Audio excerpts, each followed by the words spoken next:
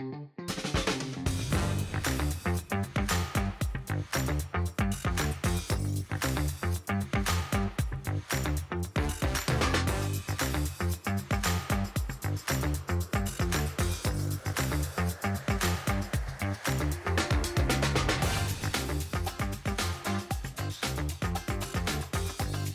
moi c'est Éloi. Donc moi mon rôle sur la distillerie, je la partage quand même avec Ambroise, on est assez complémentaires. Je m'occupe peut-être un petit peu plus de la partie commerciale, bien qu'on essaye d'alterner les deux activités. Moi du coup je vais être un petit peu plus à la partie production. Mais ouais, on essaie de changer pour pas avoir toujours les mêmes choses à faire. C'est quoi votre parcours avant de faire la Rhummerie Fontanelle? Et puis qu'est-ce qui vous a amené à faire ce métier, à créer cette entreprise aujourd'hui?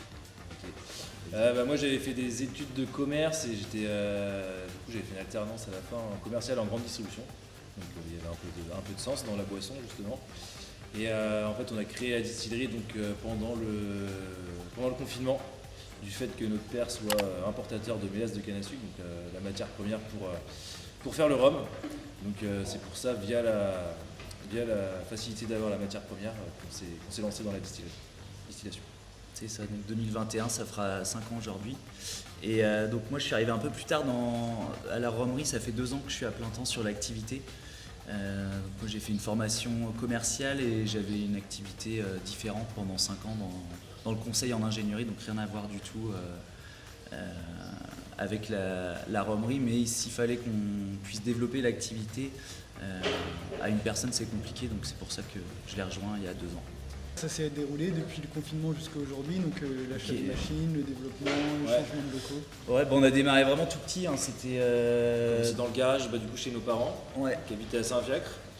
Donc on a commencé vraiment à faire des tests pendant le confinement. Et après du coup on a fait toutes les démarches administratives pour créer une distillerie.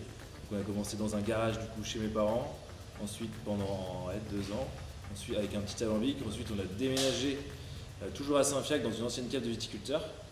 On est resté 1 an et demi dedans. Ouais, c'est ça. On est arrivé à Basse-Goulaine en janvier 2025, donc il y a à peine 1 an parce qu'il nous fallait un bâtiment un peu plus grand. Et vu qu'on a fait fabriquer un nouvel alambic plus gros pour augmenter la production, on avait besoin de changer de bâtiment. Qu'est-ce qu'on produit de beau ici au cœur de la Rhummerie? C'est quoi votre petite touche secrète? Qu'est-ce qui vous différencie? Et puis peut-être qu'après, vous pourrez nous parler un peu de la gamme de produits.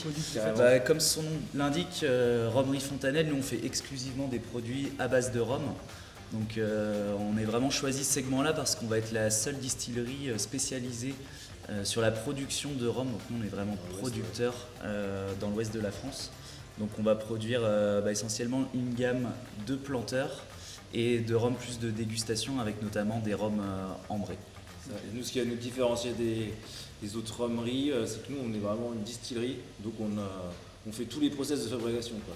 On importe la matière première, qu'on fait fermenter, qu'on distille avec notre alambic pour en faire du rhum blanc. Et à partir de notre base de rhum blanc, là, on peut le varier sur différents produits, quoi. Donc rhum ambré, planteur, rhum arrangé. Donc à partir de notre matière première, on peut tout faire à base de rhum, quoi. Et du coup, les produits? Les produits, donc alors aujourd'hui on a 3 produits, 3 punch planteurs.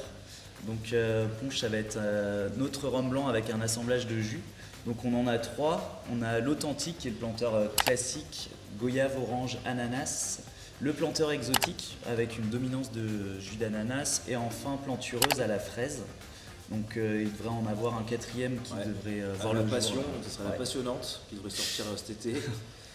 Et après on a sorti aussi une gamme de rhum. Donc actuellement on a un rhum qu'on a fait en collaboration avec le vignoble Drouard sur Château Thébault, sur un rhum ambré vieilli en fût muscadet. Et là pareil pour cet été on a 2 rhums qui vont sortir, un vieilli en fût de Pinot Rouge de Charente et un autre vieilli en fût de Chêne Américain. Ils seront à Leclerc possible. Voilà, normalement, on compte sur vous. De manière plus technique, si on devait suivre le processus de production de rhum, comment ça se passe depuis la matière première jusqu'au produit qu'on trouve en rayon? On importe donc de la mélasse de canne à sucre. La mélasse, c'est les résidus de la canne à sucre. Donc, ils récoltent la canne, ils extraient le jus et après ils récupèrent ces déchets qu'ils broient et chauffent pour en extraire une pâte très sucrée. On importe cette mélasse de canne à sucre, donc c'est une mélasse bio qui vient du Paraguay, qui est stockée à Montoire de Bretagne à côté de Saint-Nazaire. Nous on récupère cette matière première et vu que c'est très épais, on va diluer ça avec de l'eau et mettre des levures pour fermenter et que ça transforme le sucre en alcool. Ouais, ça c'est la première étape, ça va être vraiment la fermentation donc, qui dure une semaine. 7 jours. C'est une fermentation assez longue, donc on va titrer à un degré à peu près à 10-11 degrés d'alcool une fois que les fermentations sont terminées. Et ensuite, une fois que c'est fermenté, donc on va le passer dans notre alambic et on va faire une double distillation, donc un peu comme pour le cognac. Et là, c'est des alambics charentais, et donc on va faire une première passe de notre fermentation et après, avec le rhum, on va le redistiller une deuxième fois pour augmenter en alcool et affiner les arômes. Et ensuite, une fois qu'on a distillé, on va réduire sur plusieurs jours et plusieurs semaines pour mettre le rhum au degré qu'on souhaite. Voilà, donc ça va être la production du rhum blanc. Et à partir de ce rhum blanc, soit on va le travailler donc, sur un punch planteur, c'est-à-dire qu'on va l'assembler notre rhum blanc avec des jus, des arômes, et ensuite pour le rhum ambré, donc ça va être un vieillissement en barrique. C'est ça, sur plusieurs années, ça. Donc ça prend un peu plus de temps à faire voilà. qu'un punch. Et ensuite, il y a l'étape mise en bouteille. Et mise en bouteille, effectivement. Et après, pareil, tout ça c'est fait à la distillerie. Étiquetage, mise en bouteille, tout se fait ici en fait. De la réception de la mélasse jusqu'à la mise en bouteille et livraison. Ouais. À côté, vraiment, on fait tout de A à Z, il n'y a aucune sous-traitance. Tous les deux. Ouais, non, on fait vraiment tout. C'est vrai. Nous, donc on met les producteurs locaux en avant. Oui. Ouais. Et à combien de kilomètres ou à combien de mètres est-ce qu'on est du Leclerc? On peut parler en mètres. Je pense qu'on doit être à même pas 1 kilomètre, je pense. 1 kilomètre. Ouais, un bon kilomètre. On va être à 1 kilomètre. Voilà. 45 secondes en voiture. Comment du coup est-ce que vous décririez le partenariat au quotidien? Comment est-ce que ça s'organise? Et puis qu'est-ce que ça vous fait, vous, de voir vos produits créés il n'y a pas si longtemps, en fait, aujourd'hui dans nos rayons?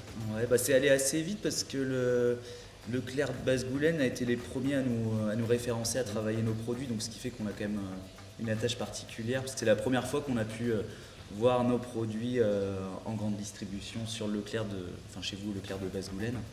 Donc on trouve qu'il y a quand même une belle mise en avant des producteurs locaux, honnêtement. Ouais, carrément. Ouais. On sent qu'il y a un effort qui est fait, que ce soit via des semaines spécifiques où on va pousser les produits en rayon, des semaines de producteurs, des mises en avant. On trouve que vous jouez plutôt bien le jeu. Vu que nous on est une petite structure, le fait d'être chez Leclerc à Basse-Goulaine, dans la zone pôle sud, ça nous fait gagner vachement en visibilité et du coup ça permet qu'on soit un peu plus connu qu'au début. Quoi. Ok. C'est quoi la meilleure façon de déguster votre rhum? Un bon planteur, ça se déguste bien frais à l'apéritif avec un petit rayon de soleil s'il y a. Ok. Et puis on rappelle que l'abus d'alcool est dangereux pour la santé Bien entendu. et à consommer avec modération. Avec modération. Exactement. Et si vous vouliez dire un petit mot de la fin aux consommateurs, leur passer un message, ce serait quoi? Moi je vous invite à venir déguster un rhum qui se fait localement, parce que ça reste quand même assez particulier sur ce marché-là. Et faut le dire plutôt qualitatif gustativement. Donc n'hésitez pas à venir chez nous si vous voulez déguster, ou alors à Leclerc Basse-Goulaine quand on fait des animations en rayon pour faire découvrir nos produits. Bon merci tous les deux. Merci à vous d'être venus. Merci pour la petite vidéo.